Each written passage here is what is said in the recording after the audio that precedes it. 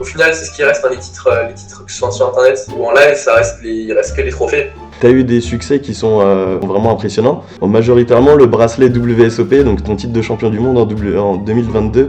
Et du coup, j'ai quelqu'un qui m'a dit joue-le et tout, t'as envie de le jouer, joue-le, fais-toi un kiff et tout. Et donc du coup, j'ai fini par jouer et j'ai fini par gagner, donc c'était assez incroyable. Ce que j'ai entendu, c'est qu'il y a un package WSOP à 50 000 euros. Les joueurs qui gagnent le plus d'argent, c'est les joueurs les plus créatifs. Je vais citer personne, mais vous le connaissez. Bonjour à toutes et à tous, bienvenue dans ce nouveau format de vidéo où on va avoir l'honneur et l'immense joie d'interviewer nos coachs. Et aujourd'hui, plus particulièrement, on a la chance d'avoir avec nous Jonathan Pastore. Salut Jonathan. Salut Maxime. J'espère que tu vas bien. Bah écoute, impeccable, et toi? Ça va super, merci. Pour commencer, on va faire une petite introduction de toi et de ton parcours. Donc si tu peux te présenter vite fait pour ceux qui ne te connaissent pas et nous expliquer comment tu as découvert le poker jusqu'à ton parcours de joueur de poker professionnel. Du coup, j'ai commencé le poker en fait avec des amis dans une cave, littéralement au sens littéraire. On jouait des petites parties de cash game à 1, 2 euros. Donc ça, c'est vraiment comme ça que j'ai débuté le poker au tout début. Donc j'avais pas d'argent à cette époque-là, donc j'étais étudiant. Et je me suis mis à jouer du coup en club. J'ai passé énormément de temps en associatif, donc j'ai joué en club. Donc j'ai commencé à jouer au Mans, puis j'ai joué à Orléans. J'avais commencé dans un tout petit club, dans une petite campagne où il y avait 10 joueurs. Et voilà, ça m'a permis de découvrir en tout cas le poker live. Et ensuite j'ai commencé à jouer un peu online, donc j'ai commencé à monter ma bankroll. J'ai commencé les tournois free roll, etc. Et voilà, c'est monté crescendo. Ouais, t'as vraiment commencé avec des amis à la base et t'as voulu vraiment progresser. J'avais vu dans une précédente interview que tu avais rejoint une structure de coaching. Tu peux nous en dire un petit peu plus sur cette expérience et qu'est-ce qu'elle a permis pour toi de t'améliorer en fait? En fait, cette structure m'a permis, ça m'a permis vraiment d'être structuré dans mon apprentissage. Donc le fait d'avoir rejoint cette structure, ça m'a permis déjà de me faire stacker à cette époque-là, parce que j'avais pas l'argent pour jouer certains types de tournois. Mais j'avais atteint le niveau pour les jouer grâce au coaching. Ça m'a vraiment fait exploser parce que j'ai vraiment travaillé mon jeu, j'ai compris comment travailler grâce à tout ce qu'on m'a montré. On m'a montré comment utiliser les logiciels, etc. Donc finalement, tous ces coachings plus la méthodologie en fait qu'on m'a inculqué, ça m'a permis d'une part de progresser à cette époque-là. C'était un peu le déclic de rejoindre cette structure-là. Et en plus j'ai ce coach-là qui m'a accompagné pendant quelques années encore après. Ça a influencé ma progression en tant que joueur parce que du coup, voilà, j'ai vraiment travaillé mon jeu, etc. Mais en plus de ça, ça a impacté ma méthode de coaching maintenant parce que je reproduis au final les mêmes schémas que j'ai appris par le passé. Ouais, ce qui t'ont permis de t'améliorer, vraiment de jouer de plus en plus haut à des plus grosses limites quoi en fait. Donc j'ai rejoint la structure en jouant des tournois à 10-20 euros, sachant que j'avais fait une petite pause en fait dans ma carrière de joueur de poker d'un an et demi pour me focaliser sur un autre projet. Et quand j'en ai terminé avec ce projet-là, du coup j'ai rejoint la structure parce que j'avais besoin, je voulais jouer plus cher, j'avais des objectifs plus élevés qu'à l'époque. Et donc du coup j'ai rejoint la structure pour ces raisons-là, et pas forcément pour jouer plus cher au tout début, mais juste pour me faire coacher, et puis c'est monté très vite, je suis passé de jouer des tournois à 10-20 euros en un an à jouer des tournois à 250, donc ça allait très très vite. Du coup tu nous parles de cette évolution qui a été assez rapide. Comment tu la décrirais vraiment depuis tes débuts, vraiment en jouant des basses limites jusqu'à ton arrivée à être professionnel et à jouer des tournois qui sont vraiment avec des limites impressionnantes? Comment tu la décrirais? En fait c'est allé extrêmement vite. D'un point de vue, parce qu'en fait, si tu veux, j'ai beaucoup travaillé mon jeu, etc. J'ai commencé à jouer beaucoup online. Donc c'est vrai que cette période-là, j'ai commencé vraiment à jouer beaucoup online. Et en fait, qui a amené la période live aussi, parce qu'en fait, ce qu'il faut savoir, c'est que pour jouer en live, il faut quand même beaucoup d'argent. Et donc du coup, j'ai quand même monté pas mal sur Internet pour pouvoir me permettre de pouvoir jouer en live par la suite. Donc c'était très vite, entre 2019 et 2021, j'ai monté énormément d'argent. Et j'ai eu beaucoup de succès online et ça m'a permis de faire la passerelle avec le live du coup. Et mon premier Vegas en 2021. Ouais, c'est vraiment incroyable. Et du coup, en parlant de résultats, je rebondis à ce que tu me dis là à l'instant. Pour te présenter aussi, pour ceux qui vraiment ne connaissent pas forcément ton palmarès, tu as eu des succès qui sont tant en ligne qu'en live, qui sont vraiment impressionnants. Pour les citer, tu as eu ta victoire au Sunday Million sur PokerStar. Tu as eu ta deuxième place au Main Event WSOP Europe. Je ne sais pas si je peux dire les gains. Oui, tu peux, pas de souci, pas de souci. Pour 876 000 $, majoritairement le bracelet WSOP, donc ton titre de champion du monde en 2022, pour 771 765 $. Est-ce que tu peux juste nous raconter un petit peu ces moments-là, ce qu'ils représentent pour toi et comment tu t'es senti dans ces derniers instants de tournoi et ces dernières mains jouées, comment tu te sentais et ce qui représente pour toi en fait ces tournois? Alors déjà, il y a tout d'abord le Sun d'Avignon, parce qu'en fait, ça s'est fait vraiment, les succès que tu as cités, c'était vraiment en 2022, donc tout s'est enchaîné sur une année, en quelques mois même, de février à octobre. Déjà, il y a eu la victoire sur le Sun d'Avignon online, donc c'était vraiment incroyable de pouvoir gagner ce tournoi, parce que c'est un peu le tournoi légendaire. Si un tournoi à citer sur les tournois en ligne, on va toujours te dire le Sun d'Avignon, parce que c'est le tournoi légendaire et emblématique, en plus de Poker Stars, donc c'était incroyable de le gagner. Et donc, ouais, ça reste un sacré moment. En plus, j'avais des copains qui étaient pas très loin, donc une sacrée sensation. Et ensuite, ce qui en a découlé, cette performance-là, c'est que bon, j'avais une bankroll de côté, une bonne bankroll de côté, mais ça m'a permis d'aller jouer Vegas vraiment avec un gros matelas. Puis ensuite, il y a eu le bracelet, donc en fin juin 2022. Donc c'est assez marrant parce que j'étais même pas sûr de jouer ce tournoi de base. C'était à $5 000 et ça faisait quand même partie à ce moment-là des buy-in les plus chers de ma grille. Et du coup, j'ai quelqu'un qui m'a dit joue-le et tout, t'as envie de le jouer, joue-le, fais-toi un kiff et tout. En plus, j'avais vendu de l'action et tout. Et donc du coup, j'ai fini par jouer et j'ai fini par gagner, donc c'était assez incroyable. C'est un accomplissement évidemment dans une carrière de joueur de poker, ça reste le Graal. Au final, c'est ce qui reste, hein, les titres que ce soit sur internet ou en live, il reste que les trophées. Donc c'était vraiment incroyable le fait de gagner ce bracelet et surtout sur un des tournois les plus prestigieux entre guillemets ça fait partie peut-être des top 5, top 10 des tournois les plus prestigieux à gagner. Donc, juste après, 3 mois après, je fais deuxième du coup du Main Europe pour plus que ce que j'ai gagné sur le bracelet. C'était pareil, tout s'est enchaîné en fait, c'était assez il y avait à peine le temps de digérer le bracelet qu'il s'est enchaîné le Main Europe. Okay, c'était vraiment incroyable. Malheureusement, je n'ai pas été au bout, ça aurait été incroyable de faire le doublé. En plus, j'aurais été je crois que le joueur a gagné le plus rapidement un bracelet Europe et un bracelet à Vegas. C'était vraiment un petit challenge. J'avais regardé un peu et tout. Il y avait Helmut qui l'avait fait, mais c'était sur un laps de temps plus long. Donc c'était vraiment un challenge. En plus, j'aurais pu être le premier Français à gagner de bracelet en limite. Donc il y avait quand même pas mal d'enjeux entre guillemets historiques sur ce heads-up. Mais bon, malheureusement, ouais, c'était carrément même des records à battre, quoi. C'était ouf, quoi. Ouais, il y avait des records, ouais. Il y avait des records à battre, mais voilà, ça restait une expérience incroyable. Et de toute façon, dans l'état, j'étais vraiment exténué de fatigue. À Rosenhof, c'est vraiment très compliqué en plus de jouer dans le cadre, etc. Donc vraiment très content. Et puis, merci à Yo aussi qui m'a fait confiance parce qu'on a démarré un partenariat à ce moment-là. D'accord, ok. Et du coup, voilà, ça a vraiment commencé super bien. Et puis, il y a eu le stream aussi, donc encore. Bon, merci à Johan pour d'avoir streamé parce qu'il a streamé sur YouTube, c'était vraiment incroyable. Donc voilà, c'est vraiment des moments qui resteront à jamais gravés, et, tant sur le côté partage que sur le côté résultat. Et de toute façon, rien ne vaut le partage après avoir eu autant de résultats, de pouvoir partager avec les gens qui nous ont soutenus et qui sont là au quotidien avec nous, quoi. Ouais, c'est ça, tu as vraiment eu le côté humain à part de ces performances-là qui ont vraiment été ancrées dans tes victoires et qui t'ont permis de profiter en fait de ces moments-là aussi. Donc ça, c'est... Ouais, c'est ça. Et puis j'ai beaucoup de personnes bienveillantes autour de moi, que ce soit mes amis, même dans le poker. Enfin, je suis très très bien entouré. J'ai une de ces chances d'être très bien entouré, et voilà, quoi. Ok, super.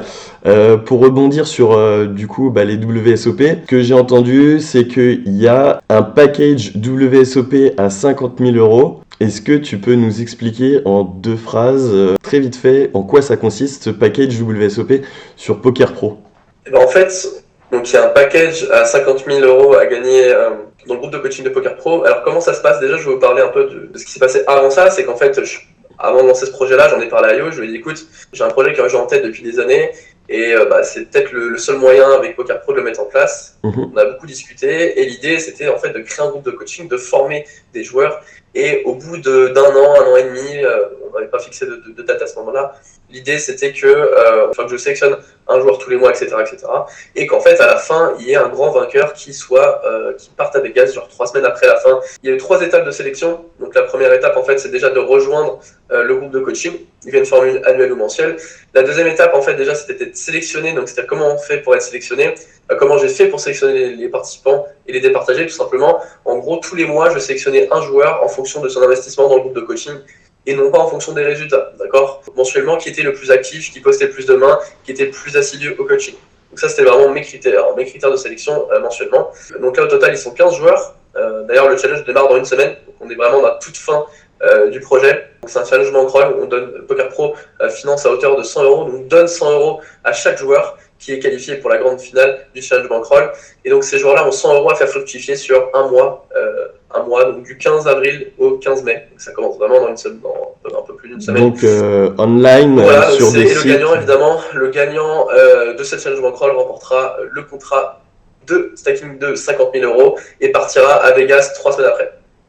C'est incroyable comme offre. C'est pour un joueur de poker, ça peut être une opportunité de dingue en fait sur vraiment cette offre-là, quoi.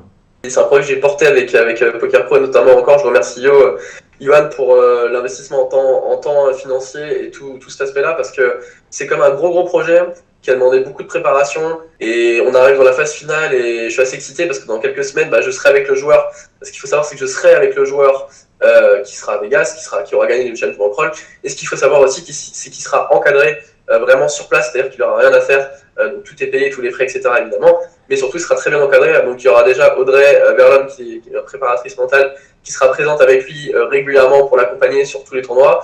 Je serai présent évidemment en parallèle pour l'accompagner, etc. Et il y aura Yo évidemment sur place, donc il y aura vraiment tout le staff de Poker Pro qui sera présent au WSOP cette année. Et voilà, c'est un réel accomplissement pour moi de pouvoir emmener pouvoir emmener le joueur que j'ai coaché sur l'année, etc., qui a eu accès au coaching, pouvoir l'amener, et puis voilà, il peut y avoir une très belle histoire. Et l'idée aussi, c'est ça dans le poker, c'est créer des belles histoires. C'est comme ça qu'on a un jeu qui se pérennise dans le temps, et une belle histoire comme ça pourrait être incroyable. Et j'espère, mon but ultime, c'est qu'il gagne un bracelet. Ça, ce serait vraiment le Graal et un accomplissement incroyable en tant que coach, d'avoir formé un joueur de A à Z et qu'ensuite il gagne un bracelet. C'est un accompli. Il ne peut pas y avoir plus bel accomplissement. Donc, c'est vrai que ce serait incroyable, ce serait le Graal pour cette formation et ce package là, on peut pas attendre beaucoup plus qu'un bracelet, ce serait le top. En parlant de tes coachings, du coup, pour rebondir à ça, toi personnellement, tu as aussi des groupes de coaching, donc sans parler du package, qui sont structurés et personnalisés pour les joueurs. Est-ce que tu peux nous en dire un peu plus sur tes groupes de coaching, quel type de joueurs tu conseilles et quels sont les besoins spécifiques en fait auxquels tu t'adaptes sur chaque joueur? Donc j'ai un seul groupe de coaching. D'accord. Donc évidemment un groupe de coaching collectif où on a pas mal de joueurs d'ailleurs. Mais c'est quand même un contenu qui reste très personnalisé. Pourquoi ? Parce que je sais reconnaître les besoins d'un joueur débutant. J'ai eu moi-même les besoins à l'époque. Justement, j'ai connu ces besoins-là, donc je sais maintenant ce qu'ont besoin les joueurs.